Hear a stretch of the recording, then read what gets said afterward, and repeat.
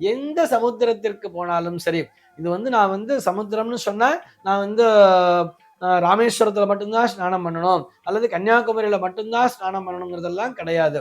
சமுத்திர கரை என்று வந்து விட்டாலே அந்த அனைத்து சமுத்திர கரைகளுமே ஒரு மிகவும் சாநித்தியம் நிறைந்த இடம்தான் அப்படின்னே சொல்றார். அதனாலதான் பார்த்தோம்னா விசேஷமான தீர்த்தவாரிகளை எல்லாம் அந்த சமுத்திர கரையிலே செய்வார்கள் தெரியுமா. அதாவது அது ஒரு புனித ஸ்தலமா கூட இருக்காது. இப்ப ராமேஸ்வரம் மாதிரியான ஒரு புண்ணிய தீர்த்தம் அப்படின்னு சொல்றாலும் அந்த மாதிரி கூட இருக்காது. இருந்தாலும் ஒரு மாசி மகம் போன்ற ஒரு தீர்த்தவாரி நாள்ல அந்த ஊர் அந்த சமுத்திர கரையில அங்க இருக்கக்கூடிய இறைவன்லாம் அங்க ஒரு தீர்த்தவாரி நிகழ்வுகளை எல்லாம் செய்வார்கள்.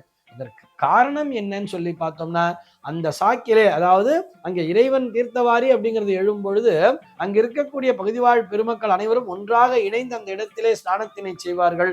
அப்படி ஸ்நானம் செய்யும் பொழுது அவர்களுடைய பாவம் என்பது அகன்று விடும் அப்படிங்கிறதுக்காகத்தான்.